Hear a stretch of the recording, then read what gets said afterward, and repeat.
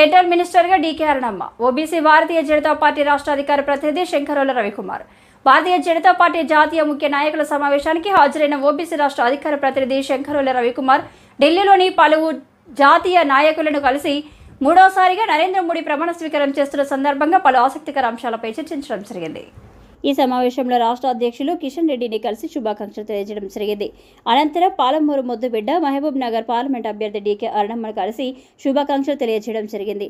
అనంతరం జరిగిన మీడియా సమావేశంలో శంకరోల రవికుమార్ మాట్లాడుతూ కేంద్ర మంత్రి పదవికి అడుగు దూరంలో డీకే అరుణమ్మ, అధికార పార్టీ సీఎం ఇలాఖాలో సత్తా చాటిన అరుణమ్మ, రసవత్తర పోరులో సీఎం రేవంత్నే దెబ్బకొట్టి ఓడించి గెలిచిన అరుణమ్మ, గెలిచిన ఎంపీలలో కేబినెట్ మంత్రుల జాబితాలో ముందు వరుసలో ఉన్న డీకే అరుణ, మహిళల కోటాలోనూ అరుణమ్మకు మంత్రి పదవి ఇచ్చే ఛాన్స్, అందరి చూపు హస్తినా వైపే అని ఓబీసీ బీజేపీ రాష్ట్ర అధికార ప్రతినిధి శంకరోల రవికుమార్ తెలియజేశారు.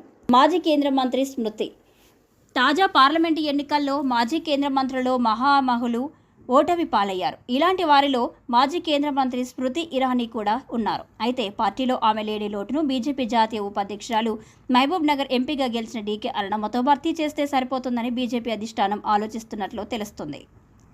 తెలంగాణ నుంచి గెలిచిన 8 మంది బీజేపీ ఎంపీల్లోనూ మహిళ అరుణమ్మ ఒక్కరే ఉన్నారు. ఇక సౌత్ నుంచి గెలిచిన మహిళా నేతలోనూ అరుణమ్మ సీనియర్గాను పార్టీ జాతీయ ఉపాధ్యక్షురాలుగా కూడా